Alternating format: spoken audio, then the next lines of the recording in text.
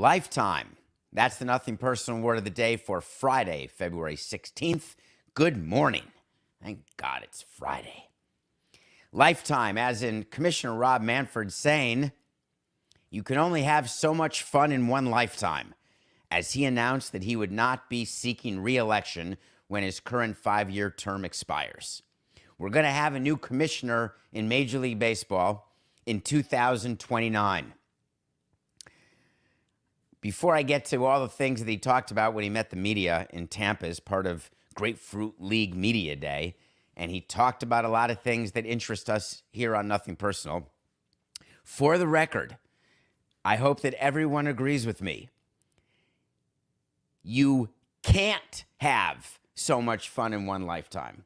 There's an unlimited amount of fun you should strive for in a lifetime. If you want to retire, then you say, hey, I don't want to work anymore because I want to have more fun before my life runs out.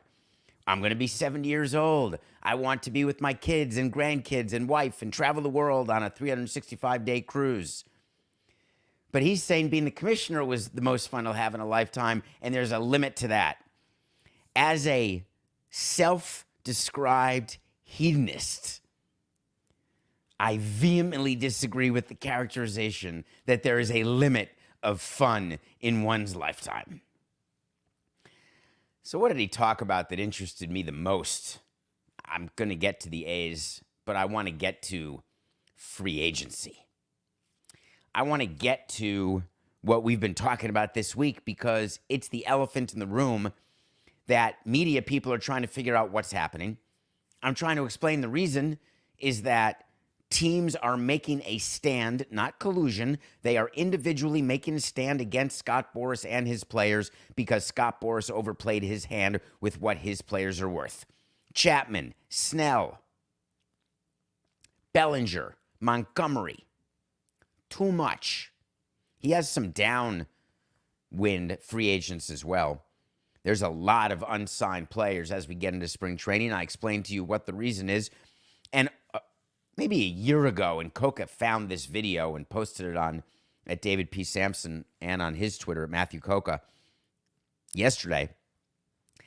A signing period for free agents is something that we talked about in baseball for the last decade. We believe two things happen when you have a deadline for free agents to sign.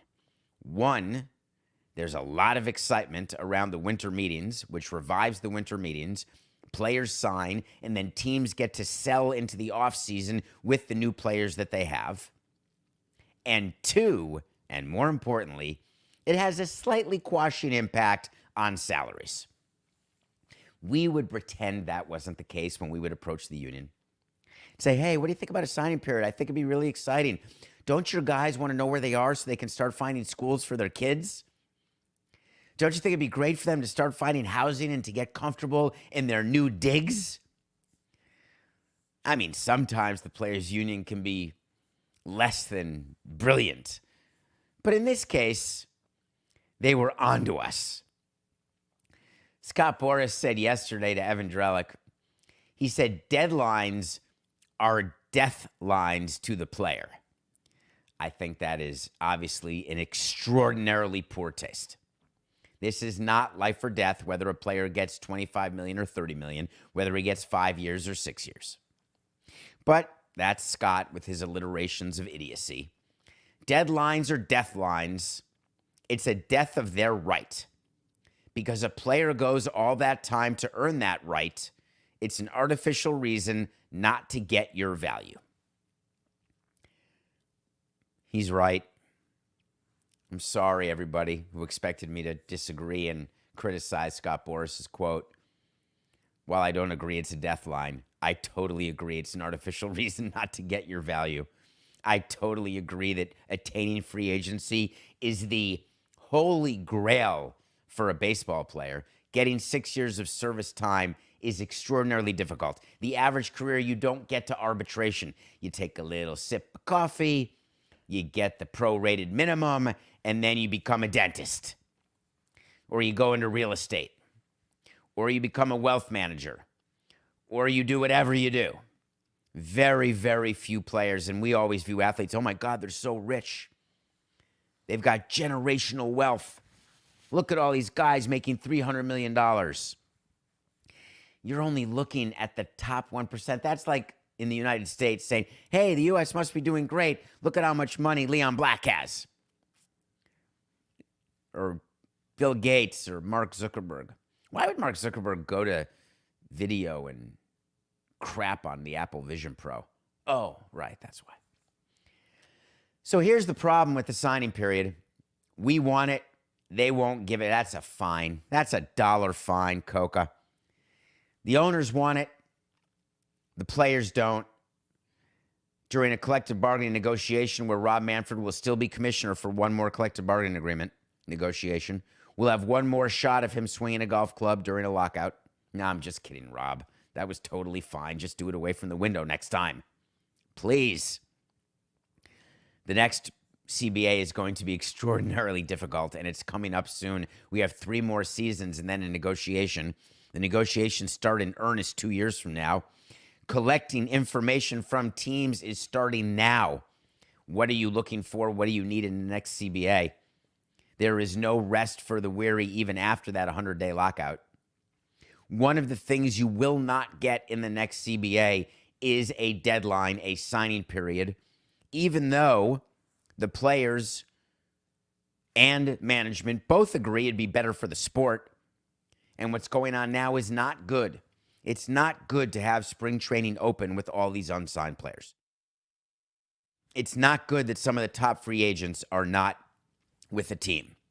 It will be good when they sign and when I get the wait to see right and they sign pillow deals.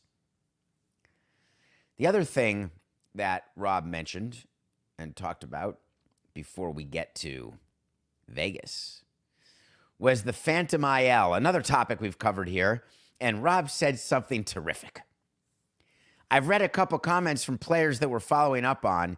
If in fact it's more widespread, it concerns me because it's a form of cheating and it's incumbent upon us to figure out if it's more widespread. Rob, here's my phone number. Of course it's more widespread. Wait a minute, you know that. Of course he has to say it to the media because we need you, the fans, to believe that they didn't know that the Phantom IL is more widespread and that they're hearing players talk about it. All the players are backing me up when I tell you that we all do it, and the players have to sign the piece of paper. They know they don't have back pain or shoulder fatigue. Abductor. They know it. The players know. Everybody knows. So he's going to go research and find out how widespread it is. All right, what about jerseys? I think I had to wait to see telling you the jerseys weren't going to change. And everyone said, I don't know if it got aggregated, Coca. Oh my God, they're going to pull the jerseys. The players are unhappy. It came out yesterday. The players union is taking a look at the players' complaints. Give me a break. The players union is saying it's taking a look. You think they're going to call the commissioner's office and say, hey, can you do us a favor? Would you mind if you pull every single jersey and hurry up and get them made in the next 20 days? Can you do that? And yeah, we'll pay for the cost of sending all those jerseys to Africa or India, wherever we send them so people can wear them. It's absolutely ridiculous. Rob Manfred gave an entire quote about that. He said they're performance wear. The feedback from the All-Star game last year, where the jerseys were worn, was uniformly positive from the players. Careful saying uniformly. Get it? The jerseys were uniformly positive. That means it was totally positive about the uniforms. Guess what he really was saying? No changes. It could change next year. They'd have to start now, but certainly not this year. Of course, he had to talk about the regional sports networks. And why wouldn't you? And he wanted to make sure that we were all very clear that the whole Amazon deal, no bueno. We want all the digital rights back, as many as we can, because I already announced that I want 14 teams with their own streaming service collectively sold to a buyer for 2025. Let's not quibble with the fact that we don't have the rights to 14 teams and their digital rights at the moment. This was a public positioning for purposes of the judge in the Diamond Chapter 11, who's in charge of the reorg, to be very clear as to what baseball intends, what they want, and as a creditor, how they can be satisfied. And then he got to Vegas. I want to spend some time on this one, Coca. Because it's not that I've changed my mind and I think the Vegas deal is done. It's not. It's not that I've changed my mind and I think that the A's are going to work in Vegas on the Bally's 9-acre site, because I don't. It's not that I've changed my mind that the NBA and MLB are rushing to get to Vegas, both in expansion, because they are. It's that what Rob said yesterday would make it seem as though everything is peachy, but you have to read between the lines. When he says something like, I'm confident that the deal in Las Vegas is solid and that the A's will build a stadium in Las Vegas and play there in 2028. That is meaningless. The commissioner and presidents and owners, I'm confident in our ability to turn this season around. That doesn't go to the underlying fact of whether the season gets turned around. I am confident in our ability to do blank. If you know that something's happening because you control it and it's guaranteed to happen, the word choice is not confident. It's I'm positive. I guarantee. It is beyond a shadow of a doubt that. You use myriad words. You don't say, I'm confident. I am confident that I am 5'7". Then he said, we believe the parcel, the 9 acres on the Bally site where the Tropicana was going to be torn down anyway, folks. We believe the parcel is adequate for a major league ballpark. No true fiasco ever started as a quest for mere adequacy.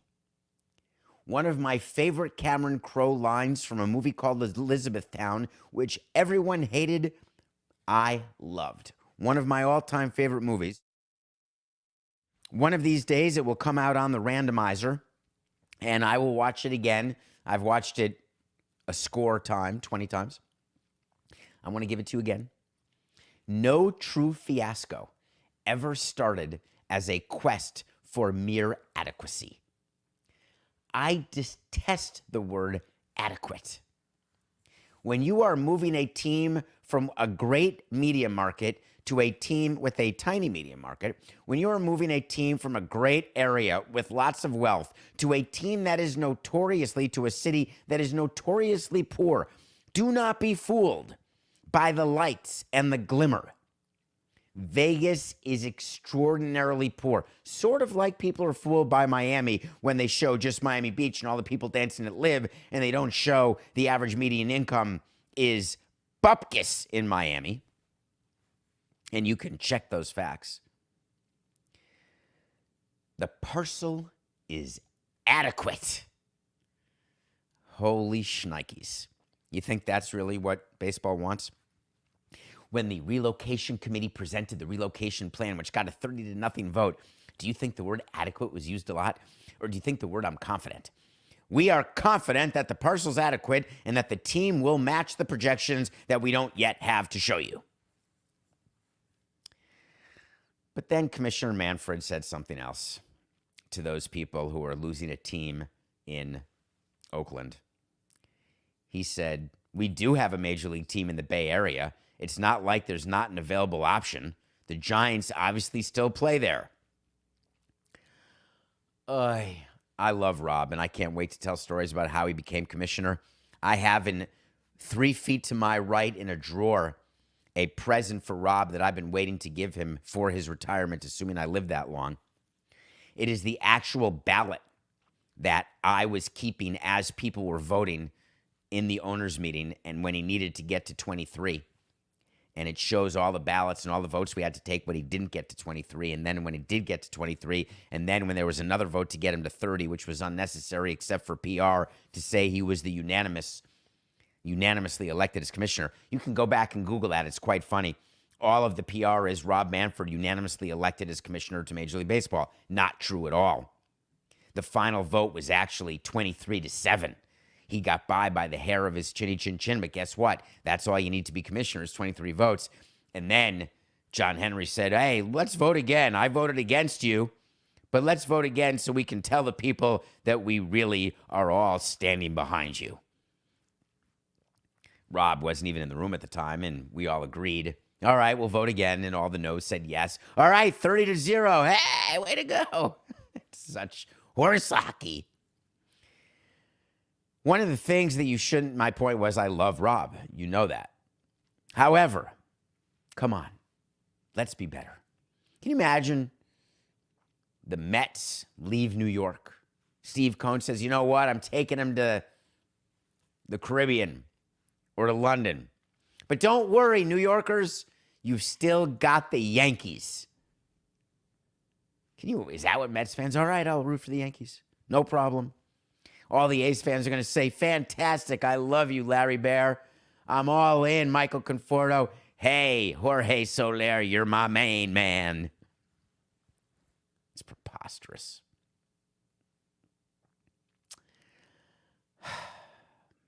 Vegas. Yesterday was the meeting.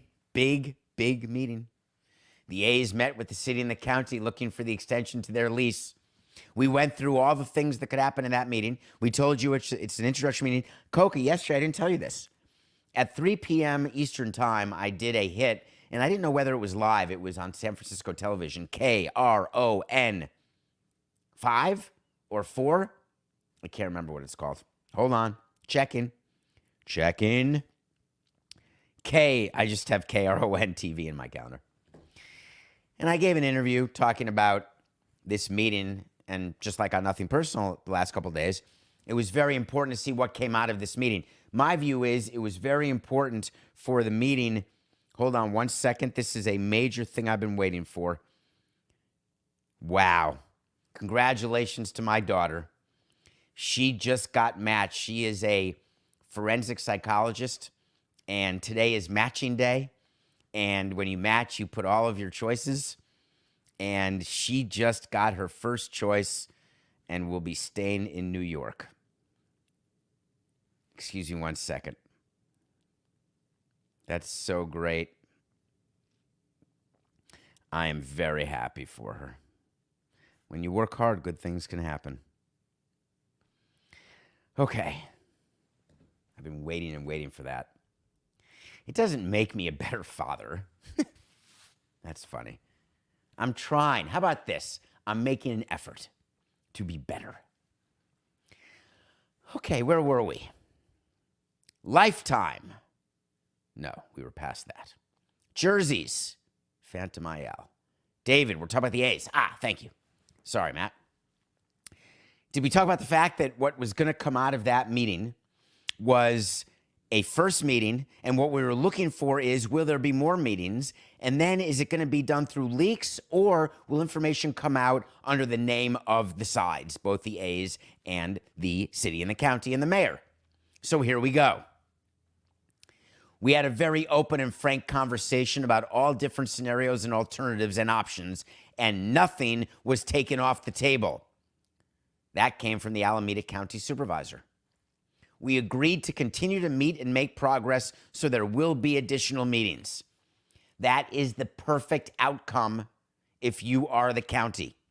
You want dialogue to have started again. Nothing's going to get done in one meeting. You want the dialogue to continue. Let's see if the A's agree. Keep in mind, Rob Manfred met the media yesterday and talked as though the site's adequate and he expects to have a team in Vegas in 28. The A's said, through a team spokesperson, we had a positive meeting with the city and county.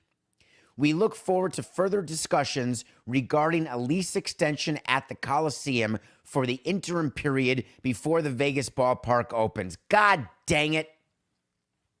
Why? For the love of God. There is no reason to put that in your statement, Oakland. Are you that positive that everything's done in Vegas? I know you had the commissioner speak yesterday. Oh, he feels good. The reason the renderings are delayed is that Bally's is doing a whole site plan. Here's a news flash for you. The renderings have nothing to do with the site plan. You can have real renderings that an architect and a contractor can go through and start pricing because you have acreage. Now, will you have a little give and take of where you have to run utilities depending on where something is on an entire site? Yes. But you don't need to know the exact placement of the building to have real renderings, not the horse crap renderings that they released that weren't real and were AI generated. If the Vegas deal is done, where's all the agreements with the public? Forget the agreement with Bally's that we've never seen. If you're the Oakland A's and you're talking about a meeting that happened with the city of Oakland and the county of Alameda, why say that it was solely on lease extension, even if it's true? There's no reason, because you're not done negotiating in Vegas. If you're so sure you're going to Vegas, you don't have signed deals yet in Vegas, don't you want a little leverage? Wouldn't it be nice if the Vegas people were like, man, we thought we were getting a team. I wonder if they will stay in Oakland. There's just no reason to have that at the end of a statement.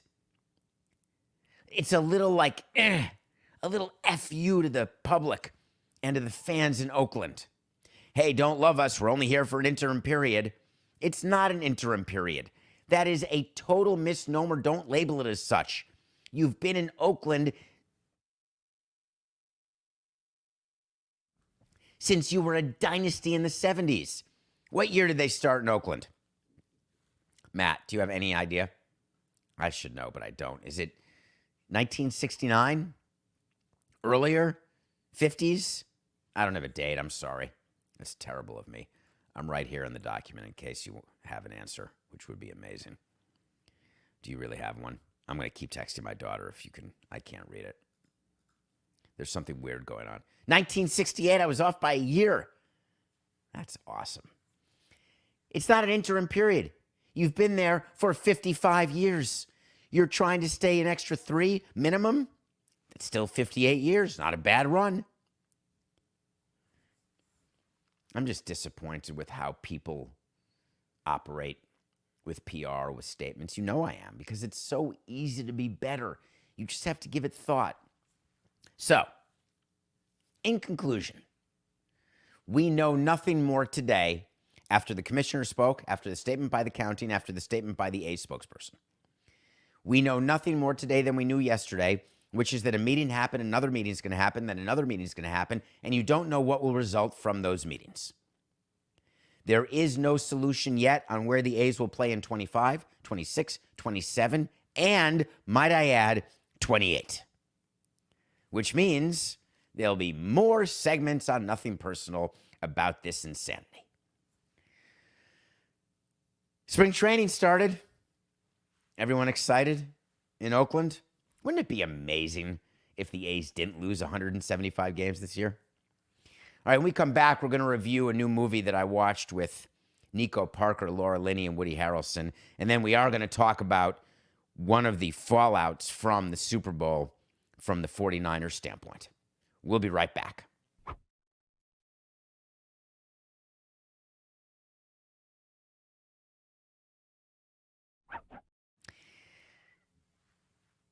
Welcome back to Nothing Personal. It is a Friday. It is David Sampson, Matthew Coca live every day, 8 a.m. on the Nothing Personal with David Sampson YouTube channel. Please hit subscribe. I know more of you are watching than subscribe to it, so just hit subscribe. And if you don't mind, tell your friends about us. Pass the word. We are continuing to grow. We are having a great first 2 weeks in February. We're not taking Monday off. I know a lot of shows won't give you new content on Monday, but Monday's such a big day because I'm bursting at the seams with stuff to talk about because it's 2 days of no shows. And how can you be a daily show and not go on Monday. Now, of course, we take vacations. We took a lot of vacation in 2024, didn't we? In 2023?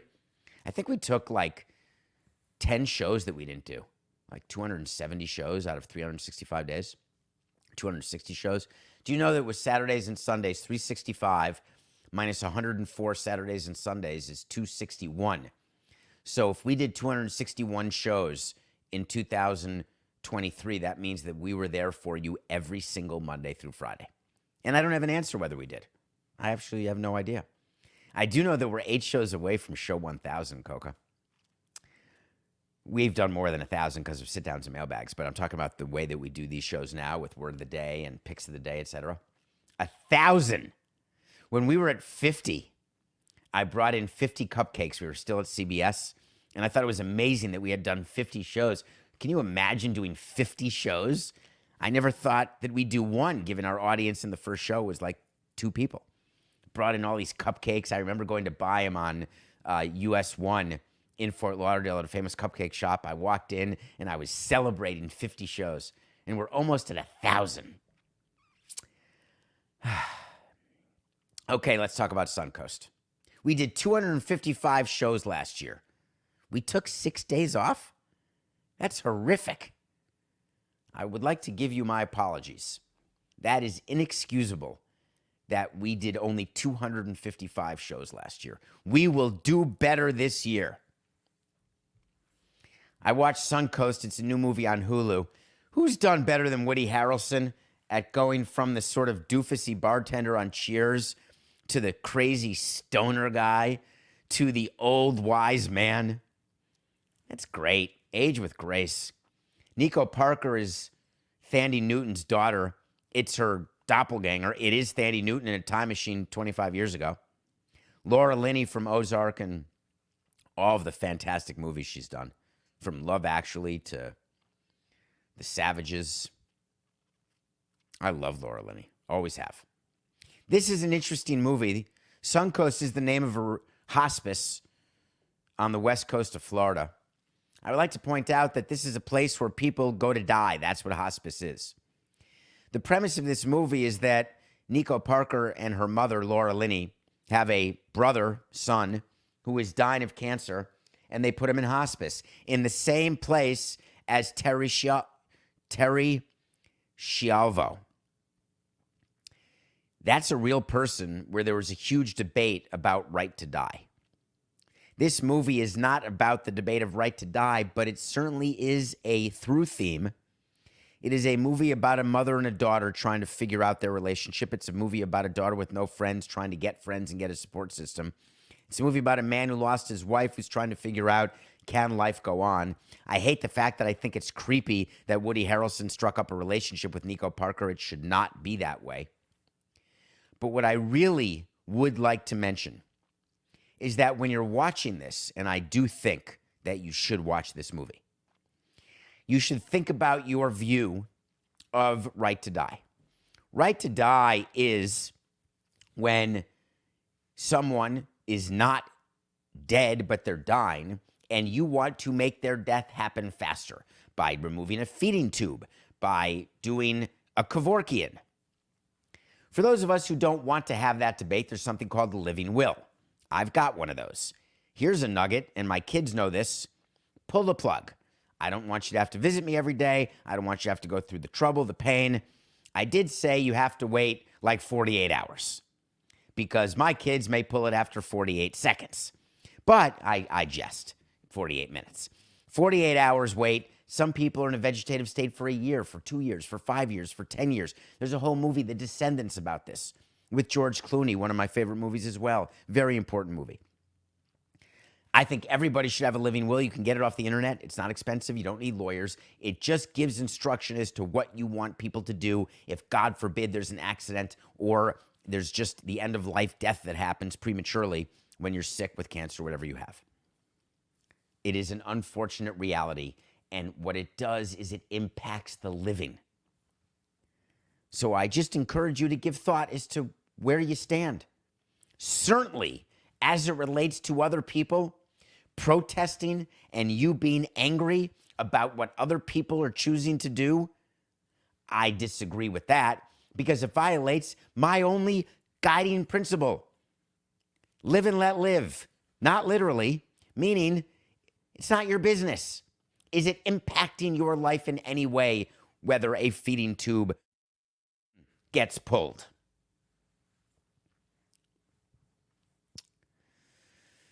Super Bowl was this past week. It feels like a year ago.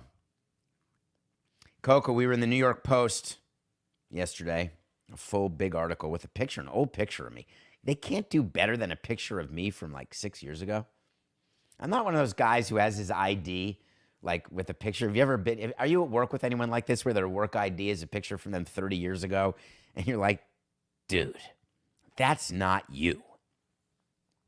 I like doing a new picture every year. Hey, passage of time. I don't love it, but it is what it is. I can't change time. Or is it I can't chase time? Time, I can't change time. Time can't change me. Ch-ch-ch-ch-ch-ch-ch. Turn to face the strain. Today's Friday, February 16th. I got 14 more minutes. Hang in there, folks. Where were we? Lifetime. Nothing personal word of it. No, did that already. Pick of the day. Nothing personal pick of the day. God, do we stink. Doc Rivers really does suck, doesn't he? Steve Wilks, 49ers. Hi, I'm David Sampson. All right, we're clear. Thank you. Hold on, I'm a little schwitzy because I lost where we were. Wait 1 second. Just doing a little wipe. Wiping off the non-makeup, making sure I'm shiny. San Francisco 49ers lost the Super Bowl, what seems like a week ago. We were in the New York Post yesterday, Coca. That's what we were talking about. I did Le Batard, and I said that I think that it's an outrage that Travis Kelce did not get in trouble during the course of the game for what he did to Andy Reid, and I'm sticking to that. And it became an article. It became a hot take. I don't know why. San Francisco 49ers have a great fan base in the Bay Area. Did you know a little-known fact that when the Oakland Raiders moved to Los Angeles and to Vegas, I don't know if you know this, but every one of them became 49ers fans. How great is that? So when a team moves from Oakland, no problem. They're fans of another team. So the 49ers have this huge fan base. They lose the Super Bowl, and they're all saying to themselves, hey, who do we blame? What happened here? I know who we blame. That guy, Steve Wilks. Our defense was terrible. We gave up 3 points to the Chiefs in the first half of the Super Bowl. During the course of a season, we gave up 31 points to the Burless Bengals. We even lost to the Browns and Vikings. God, do we stink. The Ravens blew us out. In the playoffs, we barely were good enough to beat the Packers. The Packers should have won. We had to come back against the Lions. Dan Campbell should have brought his Lions to the Super Bowl. Man, oh man, it's got to be the defense. And Steve Wilks is the one, in his first year as defensive coordinator, who said, I have an idea. Let's receive if we win the coin toss in overtime. Seriously? Why do we have to always blame someone? He got fired as defensive coordinator a couple days ago because people view a loss in a Super Bowl or a loss anytime, a season where you don't win a Super Bowl, which is only 1 out of 32 teams, someone is to blame. So I did a call with Howard Jones, and he agreed with me that sometimes no one is to blame.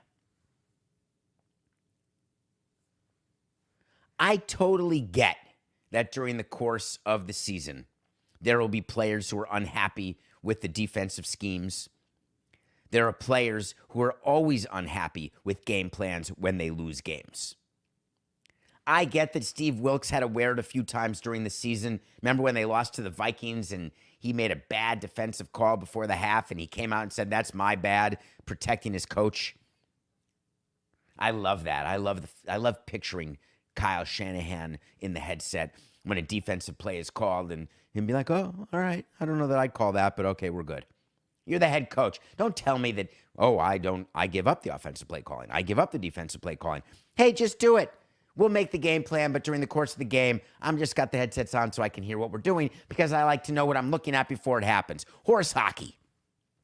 If a head coach is unhappy with the play that's being called, stop it. Call a timeout, even though I don't like wasting timeouts. Take a 5-yard delay of game and get the right play called. It's just ridiculous.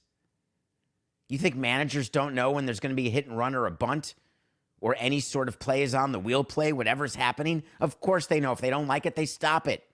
Oftentimes, it's the manager themselves who are giving the sign. Nose, chin, nose, chin, nose, cheek, nose, chin, and spit. That means bunt. Nose, forehead, brim of the cap, ear, and then spit. Everything has to include spitting because everyone spits. What a weird thing baseball is. Have you ever thought about that?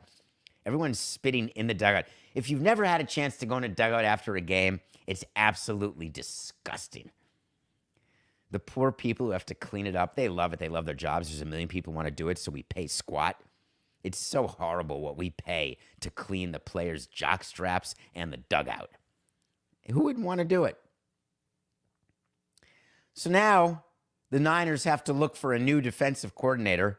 It's not going to be Bill Belichick. They're going to look for a new defensive coordinator because that's why they haven't won a Super Bowl.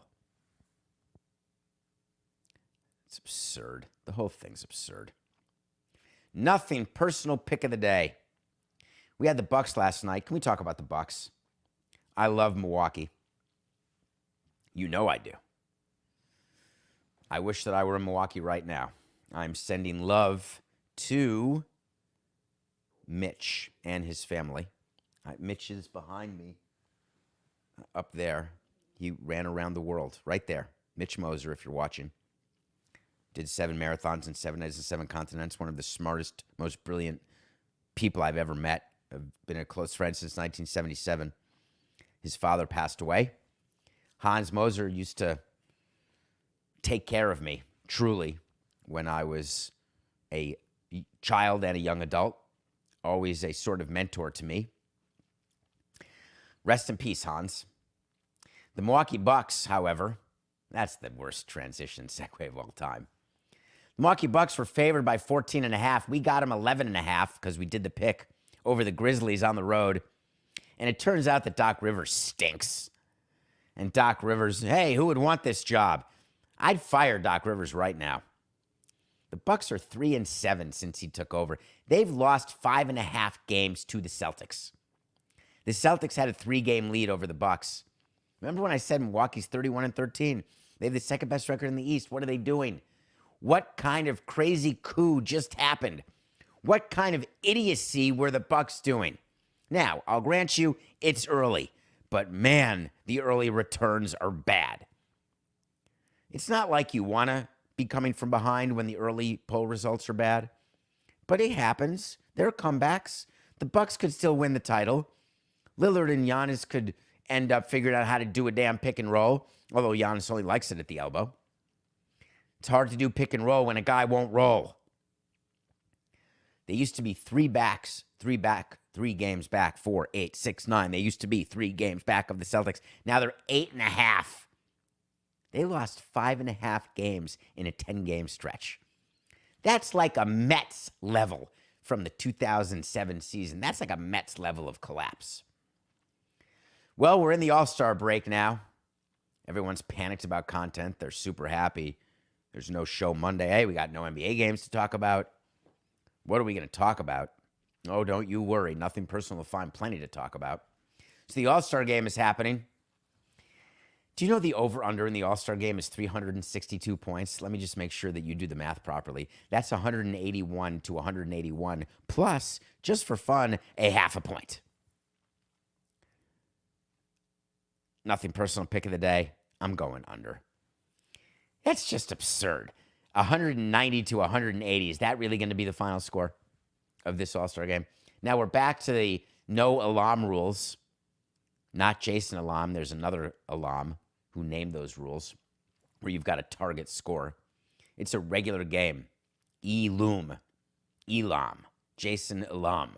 Elam. Can I just tell everyone what you're doing to me right now, Matt? In big letters in front of me on the rundown, it's E L-U capital M. I don't know what that means. Lum. You make me laugh. 5 minutes till the weekend, lover boy. Not you, Matt. All right, what's my pick for the All-Star game? Did you look at the West roster? I'm taking the West minus 2.5 over the East. We are 24-26. If this game goes West minus 2.5 and under 362.5, we get to start Monday back at 500. I am very annoyed because we should have gotten to 500 with the Bucks victory last night. It's not that the Bucks didn't cover against the Grizzlies. It's that they didn't even win the game. It's one thing to not cover when you're favored by 11.5 on the road. But to lose to the Ja Morantless Grizzlies when your team is playing horrifically, when you're going into the All-Star break, of course it gives you the chance to meet the media and say, you know, this break comes at a really good time. We want everyone to go home, you meet your team. We would do this when MLB's All-Star break would happen. The final game would be on a Sunday, and the All-Stars from your team would be getting on a plane going to where the All-Star game is. Everybody else goes home. Some people stay in Miami or Montreal or whatever. And we'd always meet the team, and we'd always say, gentlemen, enjoy your time off. Give yourselves a break mentally, physically. Come back strong, ready to go, because we're making a second half push. That's what we'd always say, which makes me laugh, of course, because the Bucks had that same meeting for sure. The meeting was, hey, I get it. We're struggling now. But after this break, come back next Thursday. It's a brand new season. We will play up to our capabilities. Have faith in what we're doing. What's that player's name who's joining the Bucks because he wants to be in Doc Rivers' front court rotation? I'm going to get the name wrong, so I don't even want to say it. Daro Milivojevic, Danilo Galilovic. I'm so bad. Danilo Gallinari. I like that. It's smart of the Bucks to bring in someone and have them say, hey, I want to play for Doc Rivers. I can't wait to get to Milwaukee and play for Doc Rivers. Because right now, people in Milwaukee are saying, yikes, we were a title contender, and now we blow. Literal chunks. I don't quite understand what Doc Rivers' exact post-game quote was. Some guys will stay here, some go to Cabo. I don't know what that means. People during the All-Star break, they go home. Sometimes they go on vacation. Some people go playing the All-Star game like Giannis. He meant that some people were here and some people are mentally on vacation. What are they, school kids? Doc Rivers, there's no way that's his quote. All right.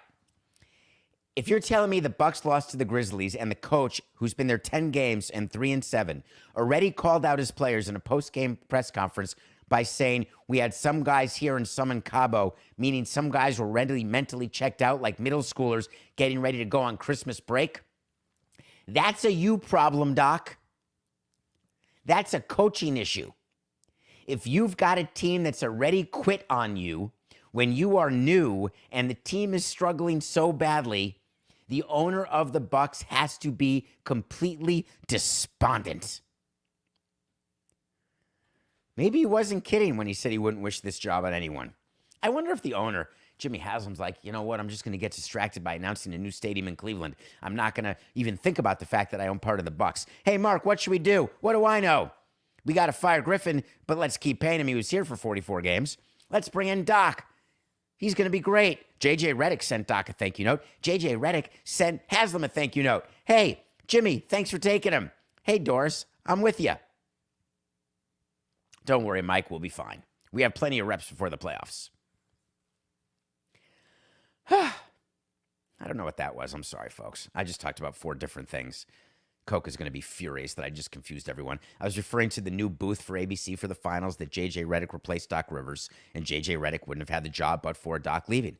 I was referring to Doc being the coach of a team that is mentally checked out, causing me to go to 24-26. All right, let's end the week on a happy note. Oakland, I love you. Commissioner Rob Manfred, I love you too. We'll be back Monday, 8 a.m., live. Have a safe, good weekend. It's just business. This is nothing personal.